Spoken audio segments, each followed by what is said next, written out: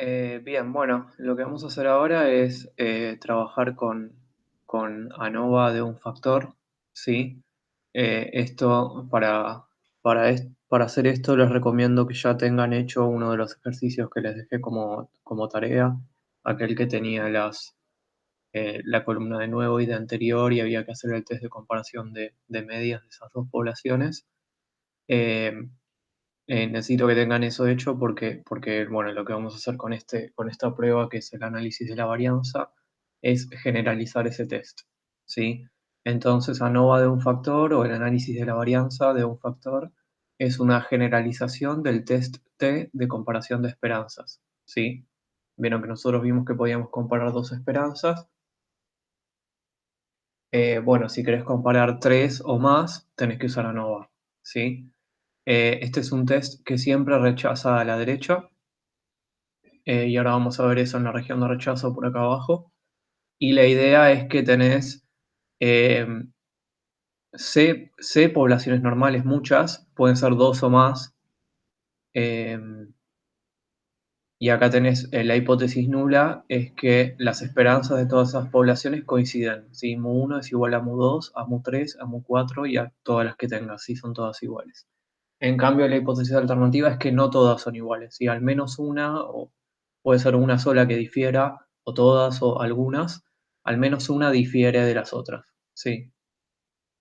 Entonces, ¿qué es lo que tenemos acá? Vamos a tener un total de C tratamientos, ¿sí? C por columnas. Entonces vamos a tener eh, como 6 poblaciones normales, si son 6, y sacamos una muestra de cada una de ellas, ¿sí? Entonces tenemos C tratamientos en total. En total hay n mayúscula observaciones, ¿sí? Y acá distinguimos, n minúscula c va a ser la cantidad de observaciones que hay en el tratamiento C. Entonces, por ejemplo, de la primera población saco una muestra de tamaño 4. De la segunda población saco una muestra de tamaño 9. De la tercera población saco una muestra de tamaño 3. ¿Sí? Entonces ese 4, 9 y 3 son los n y c respectivamente, y el total de observaciones del total es eh, n mayúscula, ¿sí? Y vamos a definir las siguientes expresiones que ahora vamos a ver qué significan. La primera es la suma de cuadrados total, ¿sí? Que lo que vamos a tratar de medir es cuánto es la variabilidad total de lo que nosotros estamos analizando, ¿sí? Y vamos a tratar de descomponer esa variabilidad total de dos maneras, ¿sí? Por un lado vamos a tener la variabilidad dentro de los tratamientos, ¿sí? Y por el otro lado, que esa es SSD, ¿sí? Por dentro. Y por otro lado vamos a tener la variabilidad entre tratamientos, ¿sí? Lo que quiero decir con esto, voy a poner un ejemplo con el ingreso, ¿sí? Supónganse que están analizando el ingreso y los distintos tratamientos son las regiones del país, ¿sí? El Gran Buenos Aires, NOA, NEA, Patagonia, región pampeana y Cuyo, ¿sí? Tenemos todas las regiones del país y el ingreso, que es lo que estamos midiendo, ¿sí? Entonces lo que vamos a tener es que el ingreso tiene una variabilidad dada, que será la suma de cuadrados total. Y esa variabilidad la vamos a descomponer por la variabilidad dentro de los tratamientos, es decir, cuánto varía el ingreso, cuánto es la variabilidad del ingreso de las personas que viven en el Gran Buenos Aires y solo de ellas, ¿sí? Concentrándome en esa región y también en la región pampeana y así en todas las regiones, pero dentro de esa región siempre. Y por otro lado, la suma de cuadrados entre tratamientos, ¿sí? ¿Cuánto se debe a que entre la región pampeana y Cuyo hay diferencias, ¿sí? Y eso es lo que nos va a interesar, ¿sí? Si la suma de cuadrados entre tratamientos, entre regiones, es lo suficientemente grande, entonces tiene pinta de que no todas las regiones tienen la misma esperanza, ¿sí? Eso es lo que vamos a tratar de medir con esta prueba de hipótesis, ¿sí? Entonces, ahora lo que vamos a hacer es trabajar con un ejemplo, sí, pero déjenme presentar esto. La suma de cuadrados total la vamos a descomponer en la suma de cuadrados dentro de cada tratamiento, más la suma de cuadrados entre tratamientos, que es la que nos va a ayudar, esta última, la que nos va a ayudar a determinar si la hipótesis nula de que todas las esperanzas son iguales es cierta o si la podemos rechazar, ¿sí? Y acá lo que anoté abajo son los grados de libertad asociados a cada suma, ¿sí? La suma de cuadrados es, ahora vamos a ver, es lo mismo que calcular la varianza. En rigor es, sí, es lo mismo que calcular la varianza, solo la parte del numerador, ¿sí? Hacer una suma de cuánto se aparta cada observación del promedio, elevado al cuadrado para que no se compensen, y entonces cada una de esas tendrá asociados unos grados de libertad. ¿Sí? La suma de cuadrados total tiene asociados n-1 grados de libertad. La suma de cuadrados dentro de los grupos tiene asociados n-c grados de libertad. Y por último, la suma de cuadrados entre los grupos tiene asociados c-1. ¿Sí? Y por último, lo que voy a hacer es para calcular estas sumas es trabajar con el ejemplo más que nada, que ahora les voy a mostrar. Por último, voy a mencionar el estadístico de prueba, que es lo que nos va a ayudar a decidir si rechazamos o no la hipótesis nula y lo que nos permite calcular el p-valor para ver cómo es la prueba de hipótesis y cuánto es la evidencia que hay eh, a favor o en contra de la hipótesis nula. Entonces, lo que vamos a hacer es agarrar la suma de cuadrados entre tratamientos, que es una medida importante, la vamos a dividir por sus grados de libertad, si eso es una especie de estandarización en este contexto, dividir por los grados de libertad, y ese cociente a su vez lo dividimos por la suma de cuadrados dentro de los tratamientos, ¿sí? Para normalizarlo, porque si no, qué sé yo, la suma de cuadrados entre puede ser grande porque la variable está medida en centavos, por ejemplo, entonces te va a dar más grande, pero bueno, para sacar este efecto de unidad de medida, normalizamos siempre por la suma de cuadrados dentro de los tratamientos, ¿sí? Para que me quede algo que tenga mejor interpretación. Y esta cosa tiene distribución F, donde los grados de libertad del numerador son los grados de libertad del numerador, C-1, y los grados de libertad del denominador son N-C, N mayúscula, que acuérdense que era la cantidad de observaciones en total, y C, que eran las columnas o los tratamientos, ¿sí? Bien, y acá tenemos la distribución F, habrá un valor crítico asociado a ese nivel de significatividad, para el cual si yo hago la cuenta, si caigo de un lado no rechazo y si caigo del otro sí rechazo la hipótesis nula, siempre en este test rechazamos a la derecha. Sí, entonces lo que vamos a hacer es directamente trabajar con el ejemplo con el que ustedes trabajaron, ¿sí? Lo que voy a hacer es, ustedes trabajaron y hicieron el test T y les dio algo. Lo que voy a hacer es replicar eso, pero haciendo ANOVA, y van a ver que los resultados son los mismos, porque de hecho este es el mismo test, es lo mismo que hacer la comparación de medias, nada más que lo bueno que tiene ANOVA es que lo podés generalizar a muchas medias. En cambio el test T, no lo podés generalizar, es dos medias y punto, ¿sí? No podés hacerlo para más grupos, ¿sí? Entonces, lo que voy a hacer primero es calcular la variabilidad total, la suma de cuadrados total, que tenía asociados en total n-1 grados de libertad. ¿Sí? Que esto es lo que tengo acá. ¿Sí? 7 grados de libertad. Que es, en total hay 8 observaciones, ¿sí? Y tiene entonces 8 menos 1 eh, será 7 grados de libertad.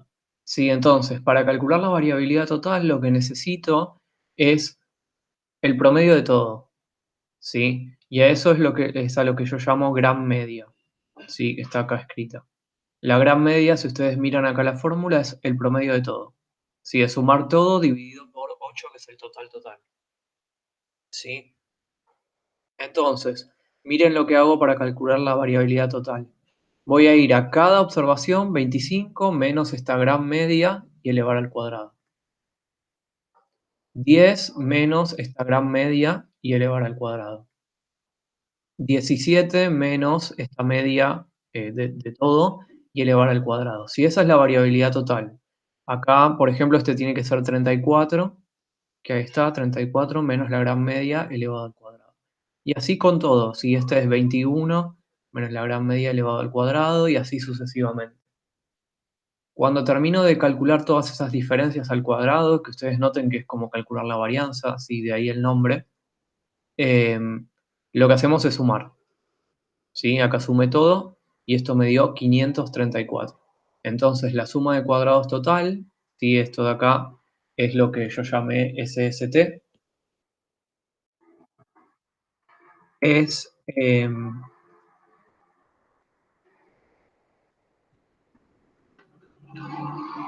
a ver, esperen, la suma de cuadrados total es 534, ¿sí? Bien, entonces, ahora sigo. Lo que voy a calcular a continuación es la variabilidad dentro de los grupos. Sí, que era lo que yo había definido como SSD, suma de cuadrados dentro de los grupos.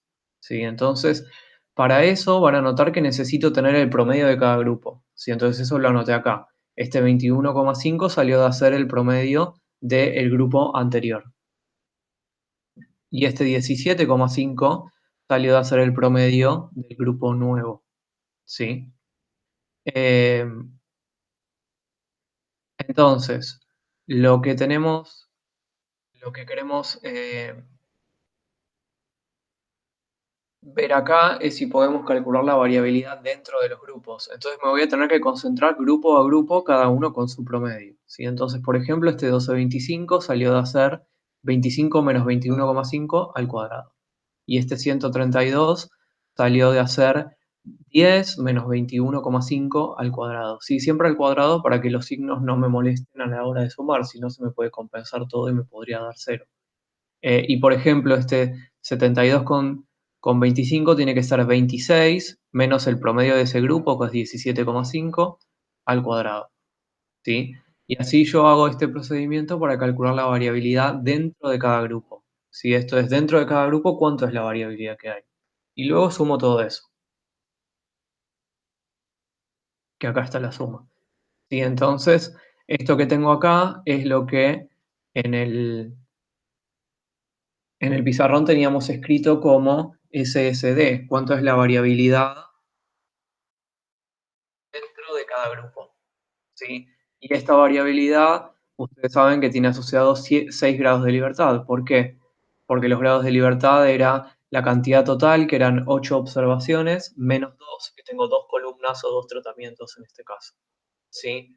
Entonces acá tenemos la variabilidad dentro de los grupos, que fíjense que es bastante grande. O sea, del total de variabilidad, la gran parte se debe a que las cosas varían dentro de cada grupo y una parte menor, que ahora vamos a ver acá a la derecha, se debe a que las cosas varían entre grupos. ¿Sí? Así que esto tiene pinta de que hay evidencia de que no son muy distintas las medias entre los grupos. La verdad que parece ser todo lo mismo y la variabilidad se debe a que los datos son variables y no tanto que vos tengas distintos grupos. ¿Sí? Entonces, lo que voy a hacer ahora es calcular esto último, la suma de cuadrados entre los grupos. ¿Sí? Y acá lo que voy a hacer es, me voy a concentrar en el grupo 1, que es el grupo anterior, calculo el promedio del grupo 1, que ya lo sé, que es 21,5, a eso le resto el promedio general, la gran media, y elevo al cuadrado. ¿Sí? 21,5 menos 19,5 al cuadrado. Y acá también, porque sigo estando en el mismo grupo. 21,5 menos 19,5 al cuadrado. Y acá de vuelta sigo estando en el grupo 1, 21,5 menos 19,5 al cuadrado, y este te imaginarán que es lo mismo. Para el otro de acá tendré que hacer 21 menos 17,5. No, al revés, lo estoy diciendo mal, estoy en la variabilidad entre los grupos, voy de vuelta. Lo que tendré que hacer acá es el promedio de este grupo, que es 17,5, menos el promedio general. Sí, 17,5 menos 19,5. Y así 4 veces haré eso porque hay 4 observaciones. Y luego sumo todo esto. ¿Sí? Finalmente, esto que acabo de calcular corresponde o es la variación, la suma de cuadrados entre grupos, ¿sí? Que me da 32 y tiene asociado un grado de libertad. ¿Por qué? Porque tiene asociado un grado de libertad. Porque los grados de libertad de este caso eran C-1. ¿Sí? Acá tengo 2 columnas, le resto 1. ¿Sí? Eso tiene que ver con que vos lo que haces es, eh, tengo la cantidad total de columnas o de tratamientos y le resto 1 porque tuve que estimar la gran media de alguna forma, ¿sí? Entonces por eso es que le resté 1. Los grados de libertad tienen que sumar, ¿sí? Si yo tengo 6 acá y 1 acá, en total tengo que tener 7, ¿sí? Y la suma de cuadrados también tiene que sumar. Si yo tengo 502 acá y tengo 32 acá, eso me tiene que dar 534 y esto está bien, ¿sí? Entonces esta igualdad que nosotros habíamos planteado acá es correcta, ¿sí? Esto es lo que nosotros encontramos en nuestro caso, ¿sí? Entonces lo que voy a hacer ahora es calcular el estadístico F. Voy a hacer suma de cuadrados entre dividido la cantidad de columnas menos 1, ¿sí? Que eso es 1. O sea, dividido sus grados de libertad, básicamente. Entonces, tengo, voy a hacer el numerador que sería 32 dividido por 1, 32. Y el denominador, voy de vuelta, es la suma de cuadrados dentro divididos por sus grados de libertad. Y la suma de cuadrados dentro es 502 y sus grados de libertad eran 6. ¿Sí? Y finalmente, para calcular el estadístico de prueba, hago el cociente entre estas dos cosas. Y esto me da 0,38, 24, 70, etc. Sí, así que ya tengo el valor empírico.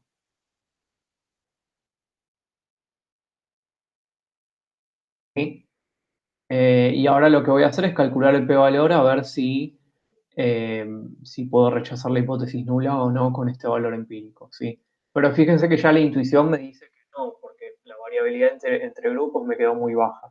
Así que esto tiene pintas de que no voy a poder rechazar la hipótesis nula. Igual lo chequeamos porque de hecho tenemos que hacer esto, que es lo importante. Así que ya tengo mi valor empírico, tengo la distribución F. La distribución F va a ser acá déjenme anotar esto va a ser una distribución F con un grado de libertad en el numerador y n-c sería 6 grados de libertad en el denominador. Si esta es la distribución F con la que vamos a trabajar. Entonces, dibujo la distribución F.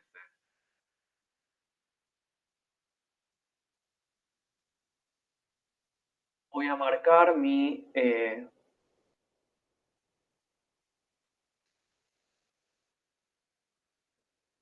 voy a marcar el valor del estadístico de prueba, ¿sí? El valor empírico que me dio, que es 0,38,24.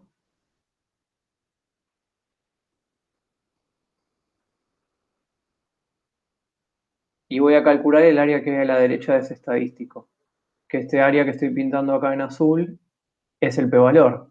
¿Sí? Entonces, si el p-valor me da alto, no rechazo la hipótesis nula, y si me da bajo, sí la rechazo. Entonces calculo el p-valor.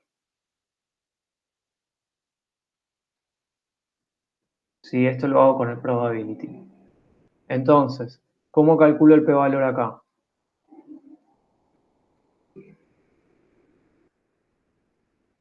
Para calcular el p-valor voy a hacer 1 menos lo acumulado hasta 0,3824 en una distribución F16. ¿Sí? Entonces esto va a ser 1 menos lo que el probability me diga para esta distribución de acá. ¿Sí? Entonces voy al probability, le pido distribución F, la distribución F me va a pedir los grados de libertad en el numerador, que es 1, los grados de libertad del denominador, que son 6, y lo que le voy a decir es que me calcule la probabilidad acumulada hasta 0,3824. Y esto me dio 0,44095. Y si hacemos ese 1 menos,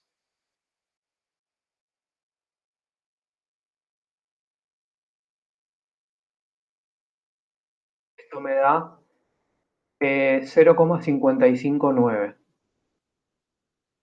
que este es el p-valor.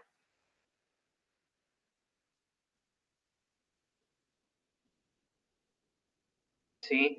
Si ustedes recuerdan el ejercicio que había quedado de tarea, Si ustedes recuerdan del ejercicio que había quedado de tarea, eh, el p-valor es este mismo, ¿sí? Entonces el p-valor coincide porque de hecho esta prueba es la misma que la otra, nada más es lo que estamos haciendo es planteándola de otra manera para poder generalizar a más grupos y que eso sea, y que es algo que nos va a ser de utilidad. Sí, entonces ya tenemos el p-valor acá. Esto, por último, lo puedo calcular acá. A ver, lo que voy a hacer es, esto puedo marcarlo como p-valor y voy a hacer uno menos y le voy a pedir que calcule, que agarre la distribución F y decime, bueno, cuánta área había acá. Los grados de libertad del numerador eran 6, los grados de libertad del denominador eran, esto, perdón, 1, 6, ahí está, y esto es verdadero, y ahí hago la cuenta y tengo el p-valor. Y el p-valor me dio, bueno, lo mismo, sí, los otros decimales porque me los comí en la calculadora, pero nada, tenemos acá el análisis de la varianza para este caso.